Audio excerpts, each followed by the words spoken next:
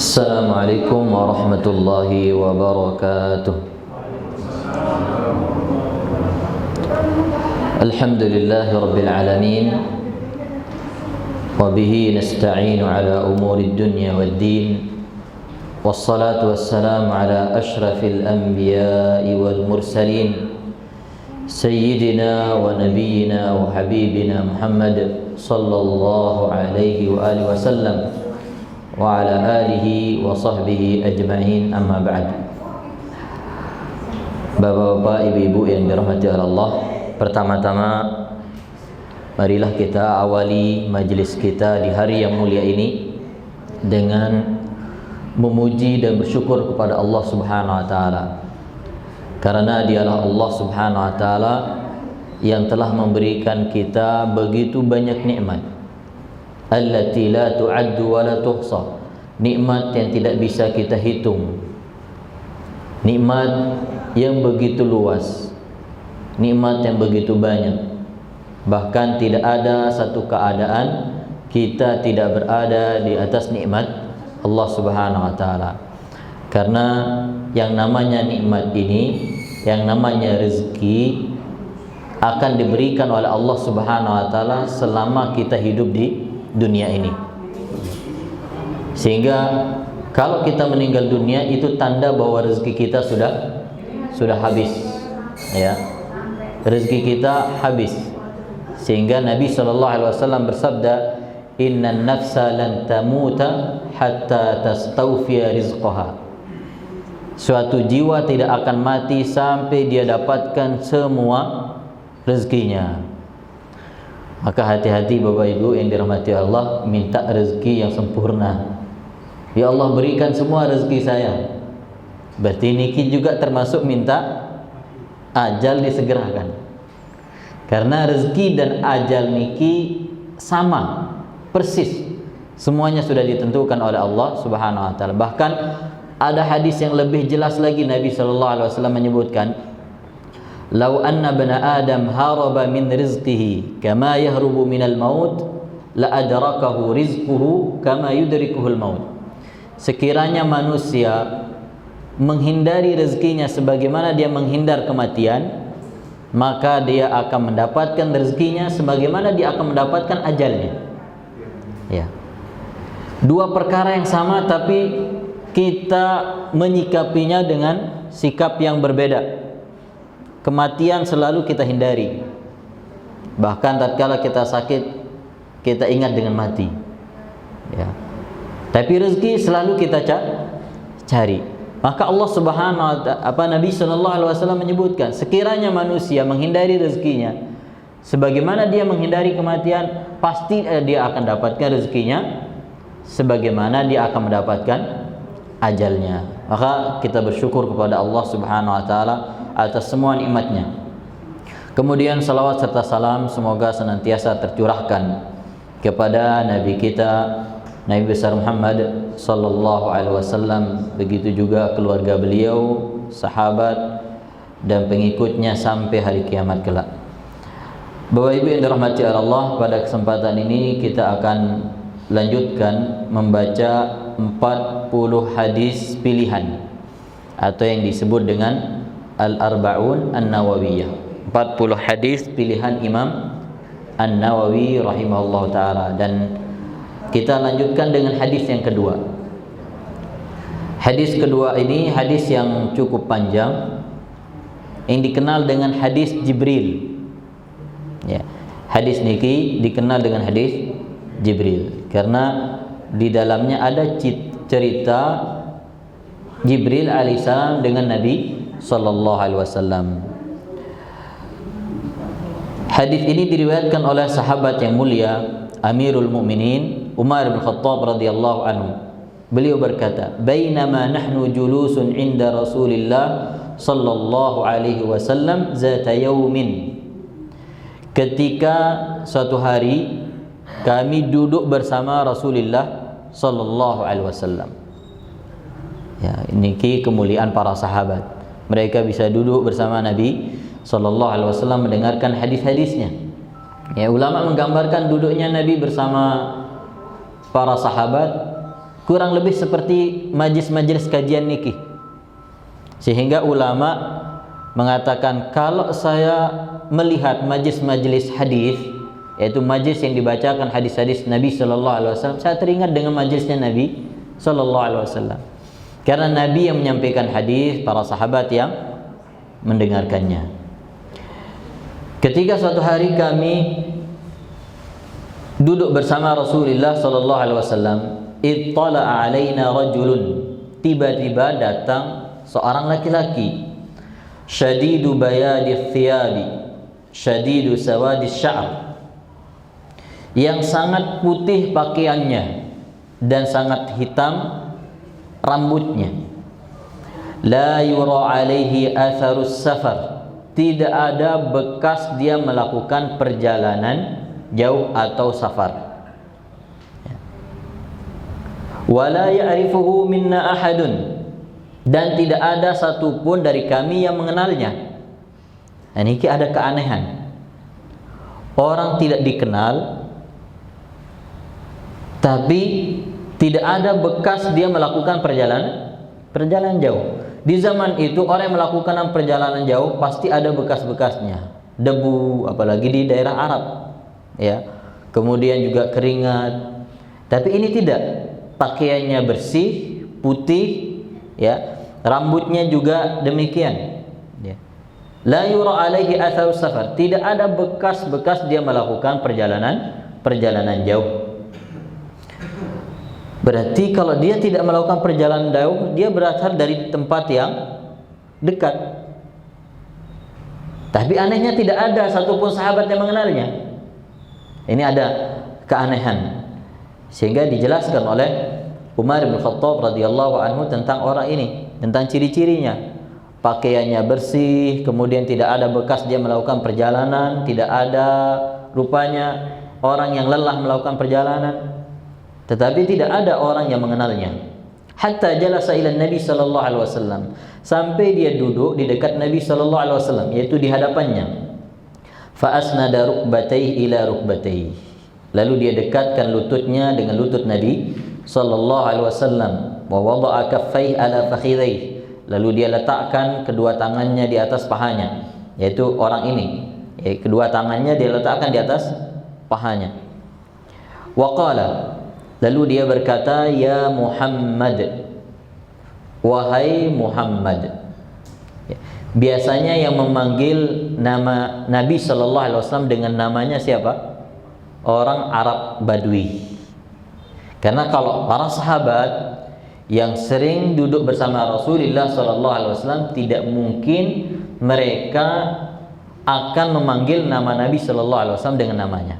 Pasti ya Rasulullah, ya Khalilullah, dan seterusnya.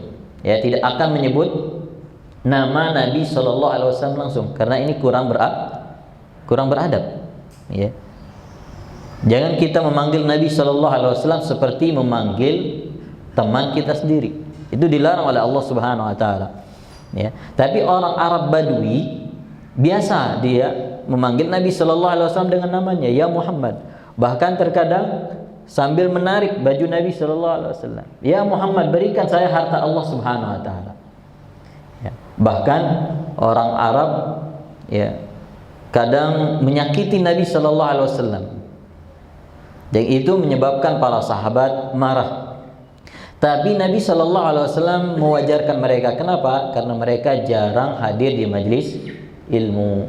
Mereka sering ada di padang pasir, mereka sering mengembala, sibuk bekerja, ya, sehingga kurang belajar dari Nabi sallallahu alaihi wasallam, sehingga adabnya kurang. Sampai ada cerita orang Arab Badui kencing di masjid, ya, kencing. Zaman dahulu masjid Nabi sallallahu alaihi wasallam lantainya itu terbuat dari apa? Tanah, pasir, ya, tidak ada keramik apalagi karpet, ya, tidak berlapis. Sehingga ketika Nabi sallallahu alaihi wasallam sholat dan hujan, ya, wajah beliau alaihi salatu wasallam juga basah. Ya. Dia kencing di masjid. Dia mengira masjid itu hukumnya sama dengan tempat dia mengembala. Jadi di mana dia butuh buang air, di situ dia buang air. Tapi itu wajarkan oleh Nabi sallallahu alaihi wasallam, sehingga Nabi bersikap lemah lembut kepada mereka karena mereka jahil, mereka tidak tahu. Ya, dan ini pelajaran penting dari Nabi sallallahu alaihi wasallam, bahwa orang yang tahu diajarkan, bukan dimarahi, apalagi dihukum, diingatkan, dikasih tahu. Tapi dari ciri-cirinya bukan orang Arab Badui. Orang Arab Badui pakaiannya tidak serapi itu, ya, juga tidak sesopan itu duduknya. Tapi dia memanggil Nabi sallallahu alaihi wasallam dengan panggilan seperti tadi.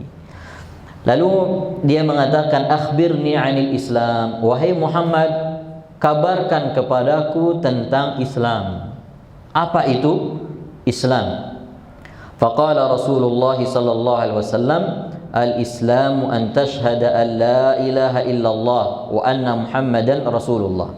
Islam adalah engkau bersaksi dengan la ilaha illallah dan Muhammad adalah utusan Allah. Wa tuqimas salata, dan engkau mendirikan salat. Wa tu'tiyaz zakata, dan engkau menunaikan zakat. Wa tasuma Ramadan, dan engkau berpuasa di bulan Ramadan. Wa tahujjal baita in istata'ta ilaihi sabila, dan engkau berhaji ke Ka'bah jika engkau mampu melakukan perjalanan. Niki yang disebut dengan Nabi rukun Islam yang 5. Niki dalilnya. Ya. Nabi SAW ketika ditanya oleh orang ini tentang Islam, Nabi jelaskan tentang rukun Islam, mulai dari syahadatain, salat, zakat, puasa, kemudian haji bagi yang mampu. Setelah Nabi SAW menjelaskan tentang Islam, orang ini berkata, "Shadaqta, engkau benar." Kata Umar bin Khattab radhiyallahu anhu, "Fa'ajibna lahu yas'aluhu wa yusaddiquh." Kami heran, dia yang bertanya tapi dia yang membenarkan. Berarti orang yang bertanya ini dia punya ilmu. Ya. Biasanya orang yang bertanya dia tidak akan membenarkan, ya. Tapi dia membenarkan apa yang disampaikan oleh Nabi sallallahu alaihi wasallam, sehingga Umar radhiyallahu anhu mengatakan, "Fa'ajibna lahu." Kami heran, dia yang bertanya, dia yang benarkan perkataan Nabi sallallahu alaihi wasallam. Qala fa akhbirni 'anil iman. Lalu dia berkata lagi, beritahukan kepadaku tentang iman. Qala an tu'mina billah wa malaikatihi wa kutubihi wa rusulihi wal yaumil akhir wa tu'mina bil qadari khairihi wa syarrihi. Iman adalah engkau beriman kepada Allah, beriman kepada malaikat-malaikatnya, kitab-kitabnya, rasul-rasulnya, beriman kepada hari akhir, dan beriman kepada takdir yang baik dan yang buruk. Nah, ini rukun iman yang 6. Dia kembali mengatakan, qala sadaqta, engkau benar. Qala fa akhbirni 'anil Islam. Pertanyaannya yang ketiga, beritahukan kepadaku tentang ihsan. Qala, Nabi sallallahu alaihi wasallam bersabda, an ta'budallaha ka'annaka tarahu. Engkau menyembah Allah seolah-olah engkau melihatnya. Fa in lam takun tarahu fa innahu yaraka. Jika engkau tidak bisa melihatnya, maka sesungguhnya Allah melihatmu. Qala fa akhbir, pertanyaan yang keempat. Fa akhbirni 'anis sa'ah, beritahukan kepadaku tentang hari kiamat. Qala mal mas'ulu anha bi'a'lama minas sa'il. Nabi sallallahu alaihi wasallam menjawab, yang ditanya tidaklah lebih tahu dari yang bertanya.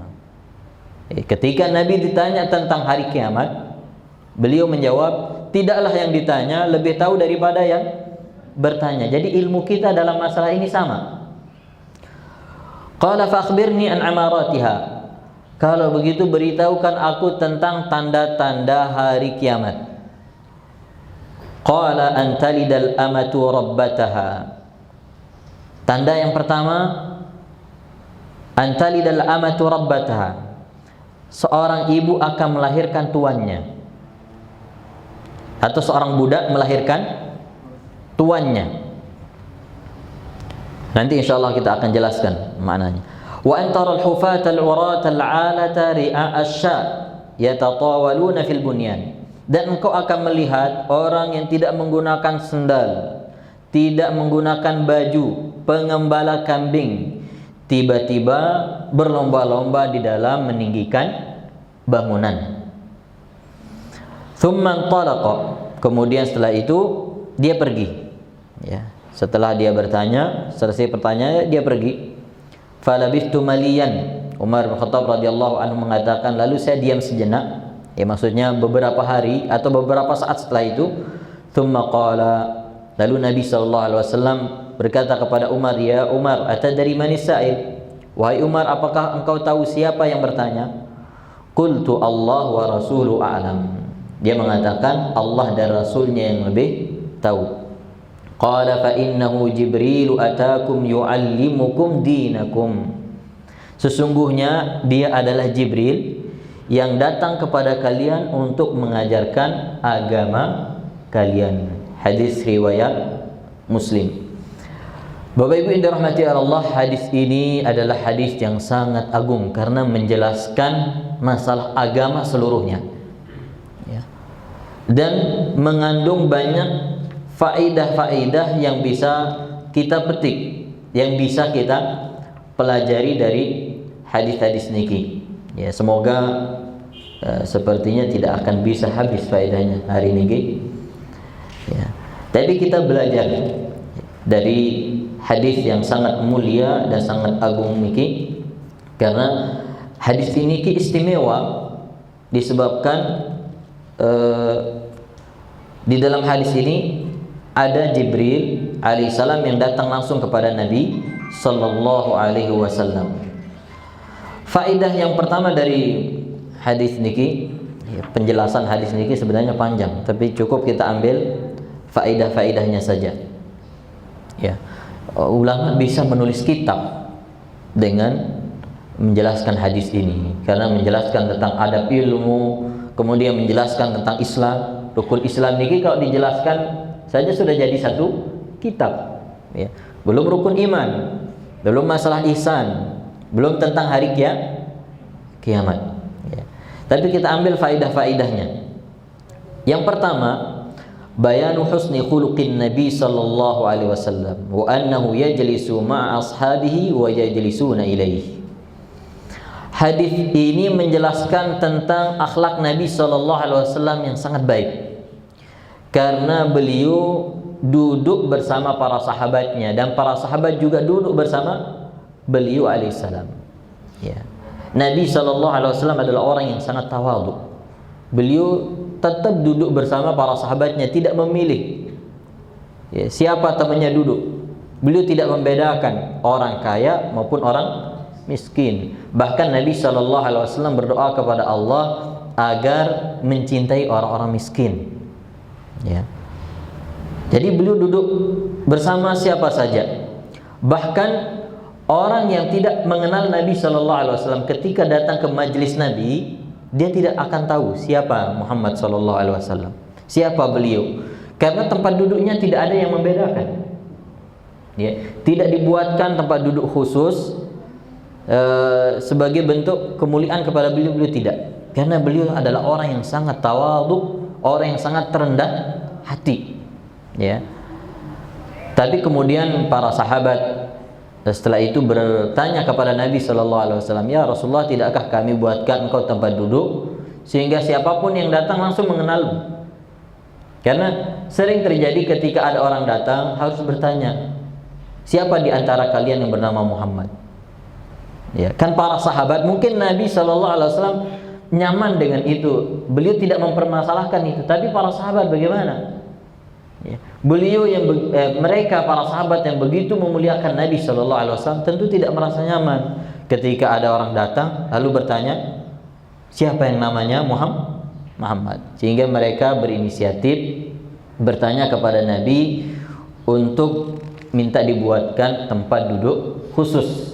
Yang demikian setiap orang yang datang langsung mengenal dialah Rasulullah sallallahu alaihi wasallam. Kemudian yang kedua, jawazu julusil ashab ila syekhihim wa man yafuquhum. Boleh para murid duduk bersama guru-gurunya. Ya, sebagaimana para sahabat duduk bersama Nabi sallallahu alaihi wasallam, kecuali jika itu bisa mengganggunya, ya. Kalau sekiranya tidak mengganggu, seperti misalnya Nabi duduk di masjid lalu para sahabat datang, maka itu tidak dipermasalahkan oleh Nabi Shallallahu Alaihi Wasallam. Tapi kalau Nabi berada dalam rumahnya, ya tentu mereka harus izin. Ya, bahkan ada teguran dari Allah Subhanahu Wa Taala langsung kepada para sahabat untuk tidak berlama-lama duduk di rumah Rasulullah Shallallahu Alaihi Wasallam, karena di dalam rumah ada keluarga beliau. Kemudian faedah yang ketiga, annal malaika alaihimus salam yumkin an yatashakkalu bi ashkali ghairi ashkalil malaikah. Malaikat itu bisa berubah wujud, ya. Bisa berubah wujud selain wujud malaikat. Asalnya malaikat itu adalah makhluk gaib, tidak kita ketahui, ya. Tidak nampak, tidak bisa kita lihat. Tapi bisa nampak ketika dia berubah wujud. Biasanya malaikat Jibril datang kepada Nabi Sallallahu Alaihi Wasallam dengan wujud salah seorang sahabat bernama Dihiyah Al-Kalbi. Ini sahabat ganteng, ya, terkenal dengan kegantengannya. Jibril kadang datang kepada Nabi Sallallahu Alaihi Wasallam dengan wujudnya. Ketika dia datang, Nabi Sallallahu Alaihi Wasallam tahu kalau itu adalah Jibril alaihissalam. Atau dengan wujud laki-laki yang lain. Tidak harus dengan wujud sahabat tadi. Tapi asalnya kita tidak akan tahu kalau yang datang itu adalah malaikat. Sehingga sekarang kalau ada orang yang mengaku tadi malam saya didatangi oleh malaikat, niki harus kita hati-hati. Karena asalnya manusia tidak mengetahui yang datang itu adalah malaikat. Karena bisa saja yang datang itu syaitan, jin yang ingin jahat dengan kita. Sebagaimana syaitan pernah datang kepada Syekh Abdul Qadir Jailani. Niki kisah yang sangat masyhur. Ketika Syekh Abdul Qadir Jailani salat malam, didatangi oleh syaitan dengan berwujud manusia, ya. Kemudian syaitan ini mengatakan, ana rabbuka, aku adalah Rabbmu. Sekarang saya bebaskan engkau melakukan apa saja, ya. Syekh Abdul Qadir Jailani mengatakan, ikhsa ya aduwallah, celakalah wahai musuh Allah. Beliau mengetahui kalau ini bukan Allah Subhanahu Wa Taala, ngakunya dia sebagai Rabb, ya. Ketika itu Syekh Abdul Qadir Jailani ditanya, dari mana engkau tahu dia syaitan? Beliau mengatakan, saya tahu dia syaitan karena dia tidak mampu mengatakan anallah, saya Allah. Dia tidak mampu mengatakan, tapi dia mengatakan ana Rabb. Kalau Rabb itu banyak, ya. Rabb itu artinya tuan, ya.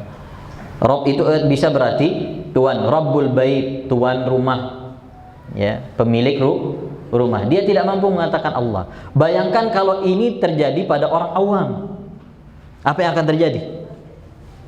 Kalau orang awam didatangi oleh syaitan seperti ini, kemudian kamu tidak wajib lagi sholat, tidak wajib lagi melakukan kewajiban, apa yang akan terjadi? Dia tidak akan beragama lagi, ya.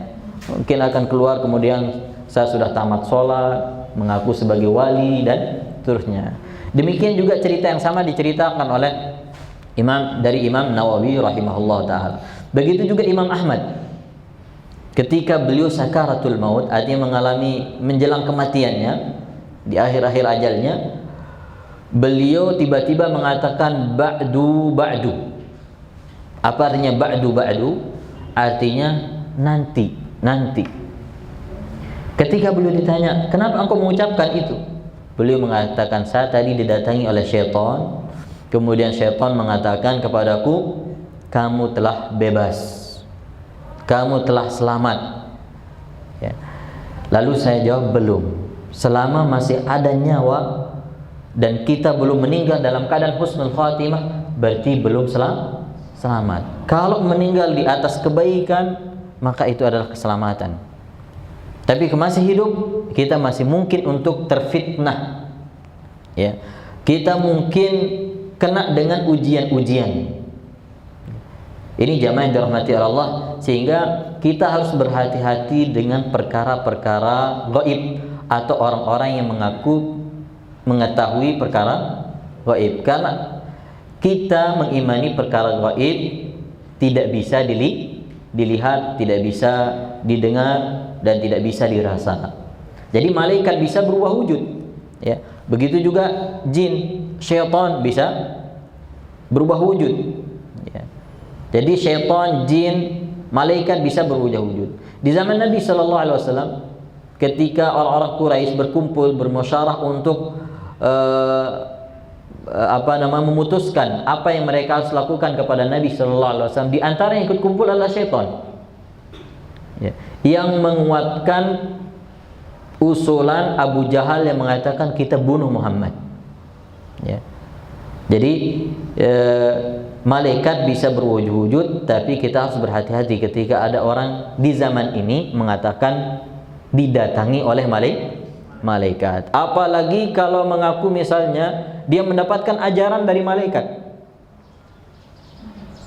Islam sudah sempurna, syariat Islam sudah selesai dijelaskan oleh Nabi Shallallahu Alaihi Wasallam. Lalu ketika ada orang mengatakan saya mendapatkan ajaran ini dari malaikat, nah ini salah satu ciri bahwa pengakuannya itu tidak benar. Kemudian yang keempat, al-adabul ma'al muallim, beradab terhadap guru, sebagaimana yang dilakukan oleh Jibril alaihissalam. Beliau duduk dengan beradab di hadapan Nabi Shallallahu Alaihi Wasallam. Kemudian yang kelima, jawazut tauriyah. Jawazut tauriyah. Tauriyah niki artinya mengucapkan sesuatu yang berbeda dengan yang kita inginkan. Mengucapkan sesuatu yang berbeda dengan yang kita inginkan. Orang memahami yang kita inginkan apa yang kita ucapkan.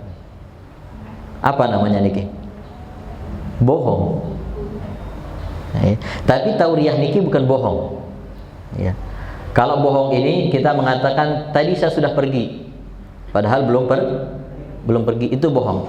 Tapi kalau tauriyah ini dia benar yang dia ucapkan itu. Misalnya dia ditanya, apakah kamu sudah pergi ke rumah sakit? Dia mengatakan sudah, padahal belum ke rumah sakit, tapi maksudnya sudah itu sudah pergi ke rumahnya. Niki namanya tauriyah. Tapi tauriyah niki dibolehkan ketika ada maslahat, bukan menjadi kebiasaan. Setiap ditanya oleh atasan, sudah dikerjakan? Sudah Pak. Sudah bulan kemarin, yang bulan sekarang belum. Niki tidak dibolehkan kalau ini jadi kebiasaan. Dulu pernah dilakukan oleh Nabi Ibrahim alaihissalam. Ketika beliau 3 kali pernah melakukan ini. Pertama ketika kaumnya keluar untuk berburu, ya. Kemudian Nabi Ibrahim mengatakan inni sakim. Beliau mengatakan saya sakit. Maksud beliau ini sakit hati karena patung-patung yang disembah, bukan sakit yang dipahami oleh orang. Kemudian yang kedua, ketika beliau ditanya siapa yang menghancurkan patung-patung ini, beliau mengatakan bal fa'aluhu kabiruhum hada. Ini dihancurkan oleh yang paling besar ini. Kemudian yang ketiga, ketika istrinya raja siapa? Namrud, ya, raja di Mesir, bukan Namrud, raja di Mesir bertanya kepada Nabi Ibrahim, perempuan yang bersama beliau siapa? Nabi Ibrahim mengatakan hada ukhti, hadi ukhti, ini saudariku. Maksudnya saudari seiman. Karena raja ini akan mengambil istri orang. Kalau dia tahu ada seorang wanita menjadi istri seorang, dia akan ambil. Maka Nabi Ibrahim mengatakan ini saudariku, ya. Padahal dia istrinya, maksudnya saudari seiman, ya. Dan ada faedah yang perlu kita sebutkan di sini, Bapak Ibu yang dirahmati Allah. Nabi Ibrahim nanti di hari kiamat tidak berani berbicara kepada Allah dengan alasan saya dulu pernah berbohong 3 kali. Maksudnya ini, padahal ini bukan bohong dan semuanya berkaitan dengan hak Allah ini. Tapi beliau malu dan tidak berani berbicara dengan Allah Subhanahu wa ta'ala. Nah, bagaimana keadaan kita nanti dari kiamat dengan kita yang bukan 3 kali berbohong, 300 kali? ya. Mungkin 3000 kali. Bagaimana keadaan kita? Jadi tauriyah niki boleh. Ini diambil dari perkataan Jibril, ya Muhammad, wahai Muhammad. Sengaja beliau sebutkan wahai Muhammad supaya orang-orang yang ada di majelis itu dari sahabat Nabi Sallallahu Alaihi Wasallam tidak tahu kalau dia adalah Jibril. Kemudian yang keenam, keutamaan Islam. Ya. Keutamaan Islam sampai-sampai begitu juga iman, begitu juga ihsan, begitu juga keutamaan tentang perkara-perkara dalam hadis ini. Karena Allah Subhanahu wa taala mengutus Jibril langsung bertanya kepada Nabi dan disaksikan oleh para malaikat. Sehingga Islam, iman dan ihsan dan apa yang disebutkan dalam hadis ini seharusnya dan semestinya dan wajib bagi kita untuk memahaminya dan mempelajarinya. Ya. Terus terang Bapak Ibu yang dirahmati Allah, banyak di antara kaum muslimin yang belum mempelajari Islam seluruhnya. Ya. Mempelajari tentang syahadatain, mempelajari sholat, ya. Mempelajari puasa, zakat, haji, ya. Masih banyak yang belum mempelajari. Sholat belajarnya dulu ketika TPA zaman SD. Itu yang dijadikan bekal sampai hari tua. Bisa jadi dulu ketika SD pemahaman kita masih kurang, ya. Hafalan kita sudah mulai berubah, ya. Yang tadinya baris atas kita baca baris bawah. Bisa saja nih terjadi, ya. Kalau kita tidak mengulang lagi, mempelajarinya lagi, bisa jadi ada kesalahan-kesalahan. Demikian juga dengan puasa, demikian juga tentang zakat. Sehingga niki sangat penting untuk kita pelajari. Karena Allah Subhanahu wa taala langsung mengutus Nabi Jibril, malaikat Jibril dengan disaksikan langsung oleh para sahabat ridwanullah alaihim ajma'in. Tentu Nabi sallallahu alaihi wasallam menjelaskan tentang rukun Islam, rukun iman tidak saja dalam hadis ini. Kemudian setelah itu dijelaskan oleh Nabi secara rinci.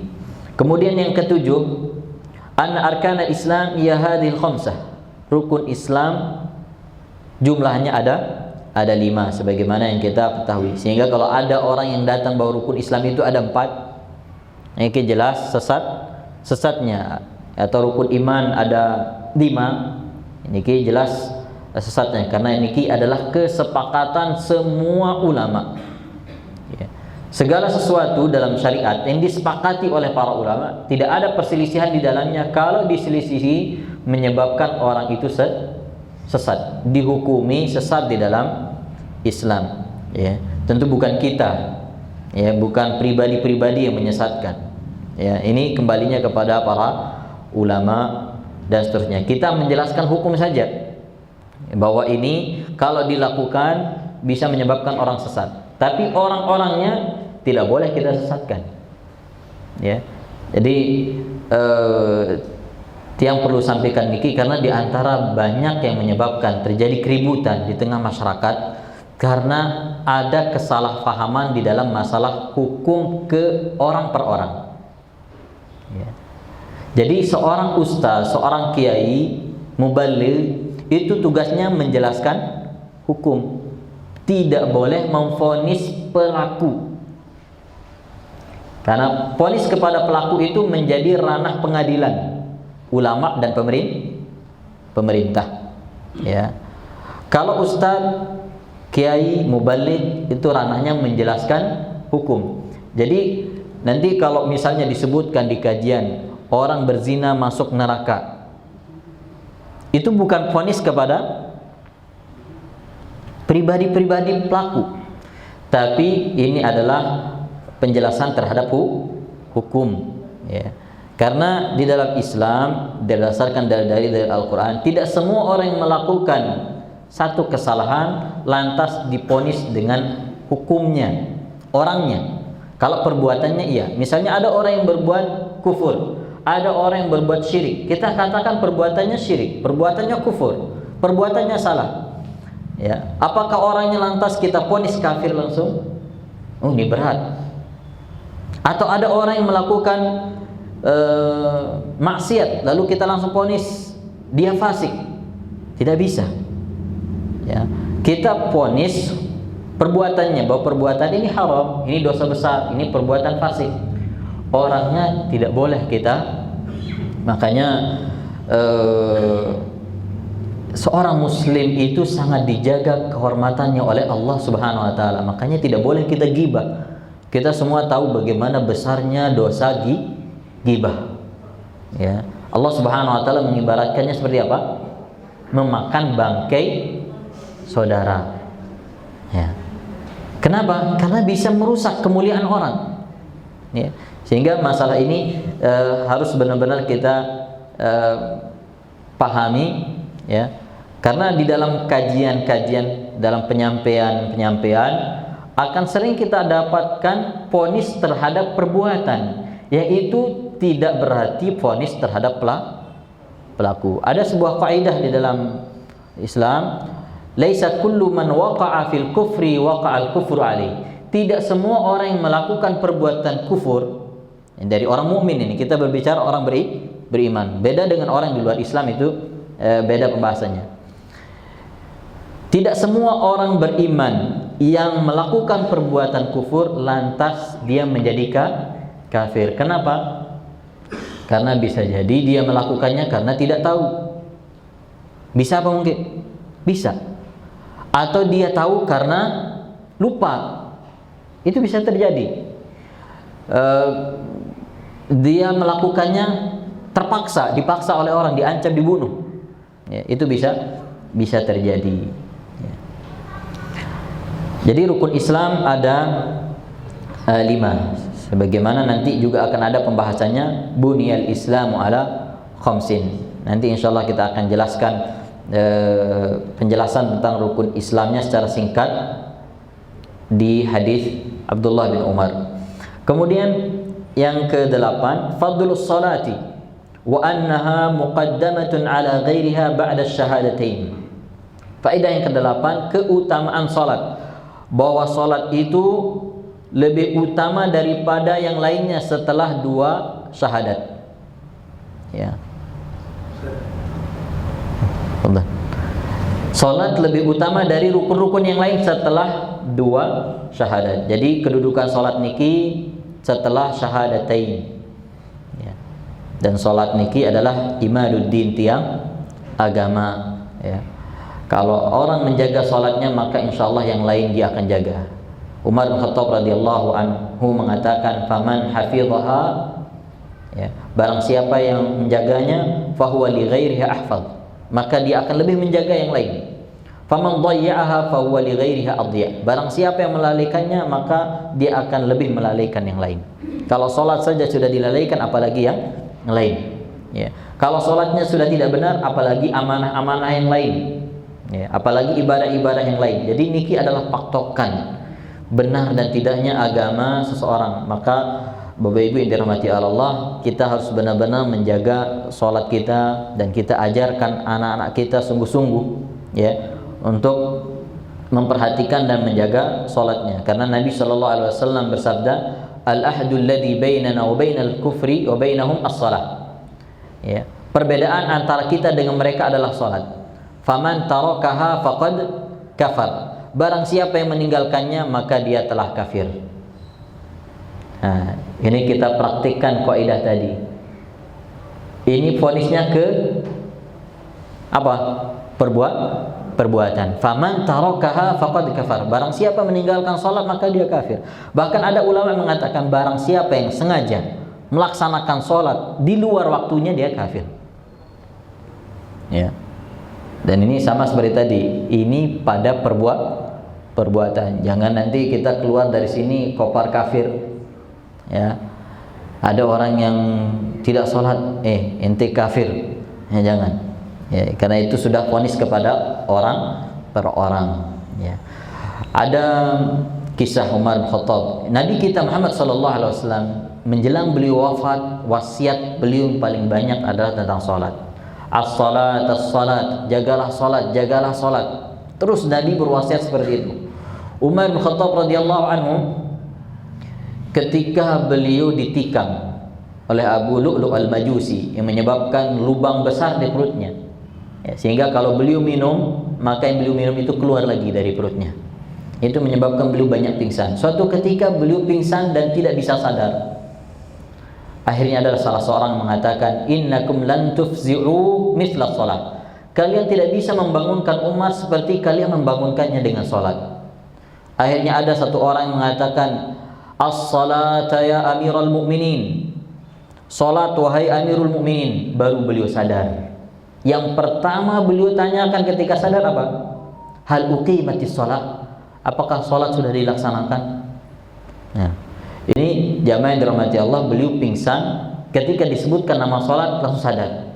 Sekarang kita tidur, ya, dibangunkan untuk salat tidak bisa bangun. Ya.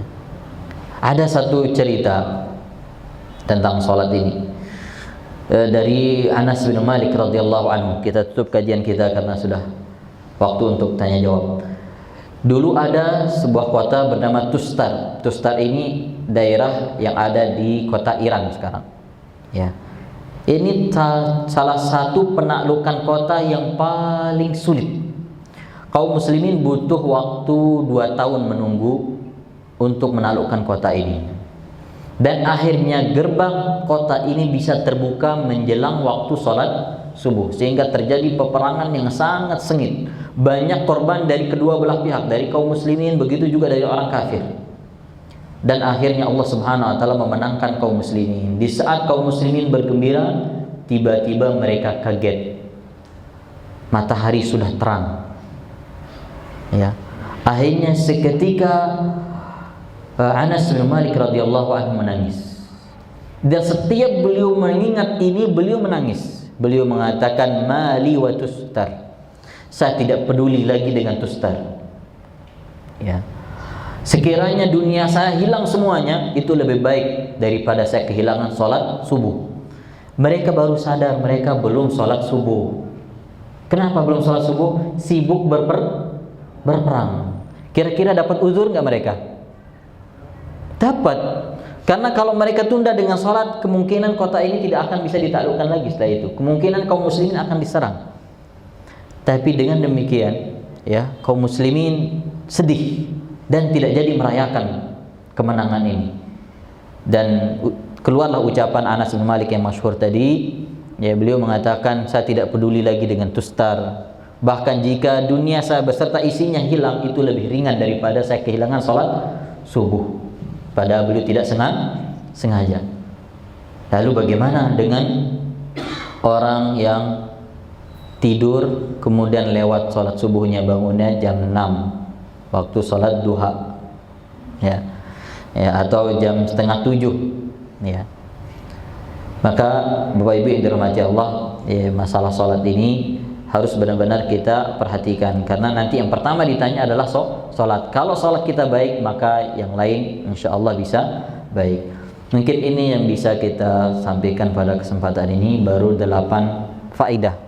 Sementara faedahnya ada 20 hari ini. Ya. Semoga yang sedikit ini bermanfaat, kurang lebihnya tiada mohon maaf. Sekiranya ada yang belum jelas atau perlu ditanyakan, kami persilahkan. Barakallahu fikum. Mungkin kita dahulukan untuk jamaah lagi. Dari jamaah lagi 2 pertanyaan, kemudian nanti dilanjutkan dengan jamaah bini 2 pertanyaan. Oke. Yang pertama dari Pak Ben.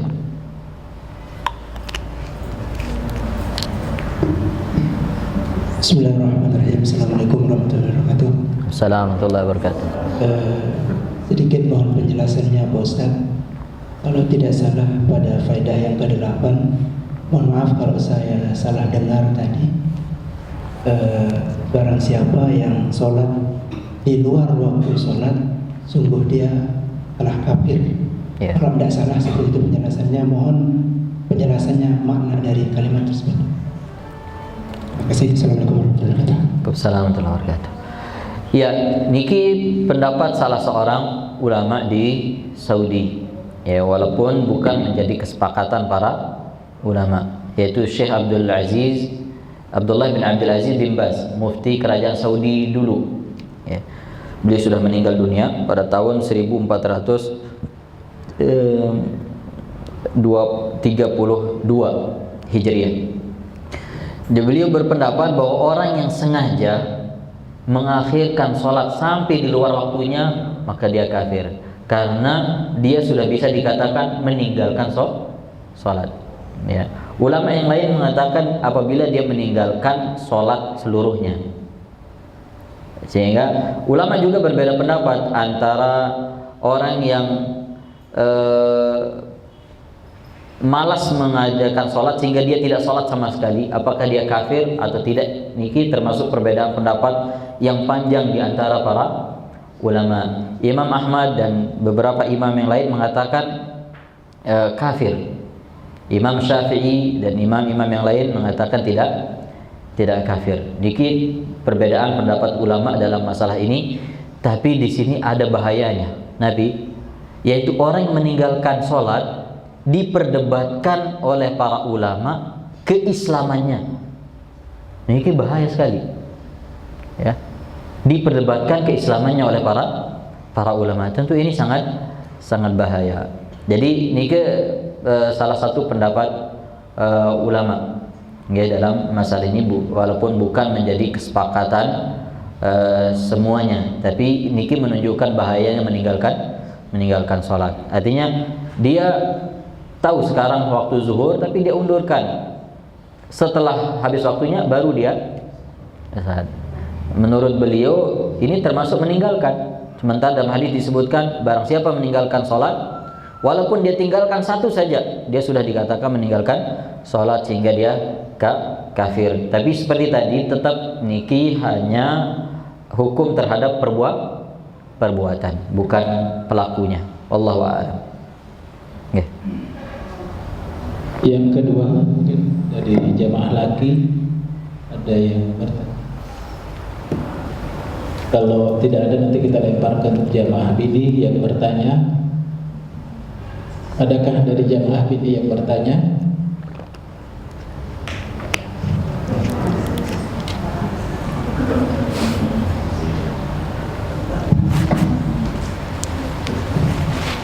Assalamualaikum warahmatullahi wabarakatuh. Waalaikumsalam warahmatullahi wabarakatuh. Terima kasih atas waktu yang diberikan.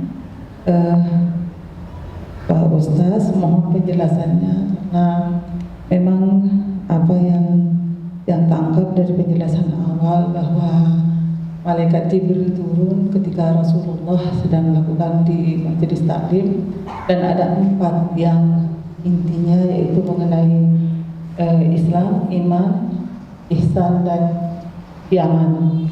Tetapi yang ingin saya tanyakan yaitu pembahasan tentang sholat sesuai dengan faedah yang ke-8, yang mana niki akan menjadi ilmu tiang yang insya Allah akan kami bagikan kepada teman-teman di Majelis Taklim As-Sakinah, yang mana anggotanya lebih banyak yang lisir-lisir niki. Jadi pertanyaan tiang Pak Ustaz, bahwa ketika kami menderita suatu penyakit yaitu lutut misalnya, ada yang tidak bisa kami kerjakan sesuai dengan syariat yang mungkin secara umum ada rukun-rukun dalam sholat. Jadi mohon penjelasannya Pak Ustaz, bahwa ketika tiang tidak bisa bersujud dengan duduk tawarruk dan istirot, maka solusi bagi kami adalah duduk di kursi. Tetapi ada memang yang tiang lihat di beberapa YouTube tuntunan tentang nike, terutama ada yang dari Malaysia, bahwa kami harus berdiri dulu lalu boleh duduk. Tetapi posisi tiang yang sangat-sangat tiang khawatirkan adalah hanya duduk istirahat dan tawarruk. Nah, mohon penjelasannya, apakah tiang bisa berdiri sampai ruku lalu kemudian pas sujudnya baru tiang duduk, atau berdiri pertamanya saja lalu duduk? Mohon penjelasan. Terima kasih. Assalamualaikum warahmatullahi wabarakatuh. Waalaikumsalam warahmatullahi wabarakatuh. Pertanyaan tentu sangat penting niki berkaitan dengan masalah salat. Nabi Shallallahu Alaihi Wasallam bersabda, salli qa'iman, salatlah dengan berdiri. Fa illam tastati fajalisan, kalau tidak bisa berdiri maka salat dengan duduk. Fa illam tastati fa ala jamb, kalau tidak bisa duduk maka berbaring. Dan ini tentu kemudahan, sehingga kalau memang mampu berdiri tetap berdiri. Nanti ketika ruku atau ketika sujud, ya tidak bisa sujud seperti normalnya orang yang bisa sujud, maka tidak apa-apa duduk di atas kursi kemudian membungkukkan badan. Karena fattaqullaha mastata'tum, bertakwalah kepada Allah sebisa kita, ya. Ma amartukum bihi fa'tu minhu mastata'tum, apa yang nanti akan ada hadisnya niki di hadis Arba'in Nawawiyah, apa yang aku perintahkan kepada kalian silahkan kalian lakukan sesuai dengan kemampuan kalian. Wa ma nahaitukum anhu fajtanibu, apa yang saya larang silahkan kalian jauhkan, ya. Jadi di dalam perintah melaksanakan perintah kita lakukan sesuai dengan kemampuan. Kalau mampunya berdiri, ketika berdiri saja kemudian tidak bisa normal ketika sujud, maka tidak apa-apa sujudnya sambil duduk di kursi kemudian dengan membungkukkan badan, ya. Atau misalnya tidak bisa berdiri dan tidak bisa duduk di lantai, bisanya duduk di kursi, nggak apa-apa, ya. Tidak harus duduk di lantai, bisa juga menggunakan kursi, ya. Makanya di Saudi di masjid-masjid itu disediakan kursi-kursi bagi orang yang tidak bisa berdiri, karena orang yang nggak bisa berdiri pun tetap ke masjid ke sana. Ya, di sini tidak bisa berdiri nggak ke masjid, ya. Bahkan ada yang dibuatkan permanen, ya, di pinggir-pinggir dibuatkan seperti kursi permanen untuk tempat sholat orang-orang yang tidak bisa berdiri. Jadi silahkan ibu berdiri semampunya. Jadi ketika belum sujud silahkan berdiri. Nanti ketika mau sujud duduk di kursi kemudian sujud. Dan niki juga tiang titip perlu disampaikan kepada pasien-pasien, ya. Karena niki banyak pasien-pasien kadang melalaikan masalah niki atau tidak tahu. Perlu diingatkan niki, ya, untuk sholatnya diajarkan tayamum, ya, karena di saat mereka sakit sangat butuh dekat dengan Allah Subhanahu wa taala, ya. Mungkin diberikan pelatihan, kalau tidak ke pasiennya ke keluarganya yang menunggu, diberikan pelatihan bagaimana merawat pasien yang sedang sakit untuk sholat. Niki lebih utama daripada kita berikan obat. Tentu obat penting, tapi jangan sampai niki dilalaikan. Ya, subhanallah, ini akan menjadi pintu kebaikan yang sangat besar bagi rumah sakit dan bapak-bapak, ibu-ibu di sini kalau itu bisa dilakukan. Karena tidak jarang ada yang sakit kemudian setelah itu meninggal dunia. Ya. Kalau dia meninggalkan sholat sementara, kalau seumpamanya tidak bisa di ruang operasi, tidak bisa bergerak, tidak bisa ditayamum, maka dia sholat sebisanya dengan keadaan itu, walaupun dalam keadaan tidak bersuci. Fattaqullaha mastata'tum, seperti itu. Jadi sholat niki selama kita masih hidup tidak akan gugur kewajibannya. Sekalipun tidak bisa wudu, tidak bisa tayamum. Seperti dulu ulama ada yang di penjara diikat, ya dia sholat sesuai dengan kemampuannya. Tapi kalau mampu tentu wajib melakukan apa yang wajib. Wallahu a'lam, demikian. Ya. Terima kasih atas kehadiran Bapak Ibu. Kami akhiri dengan doa kafaratul majlis.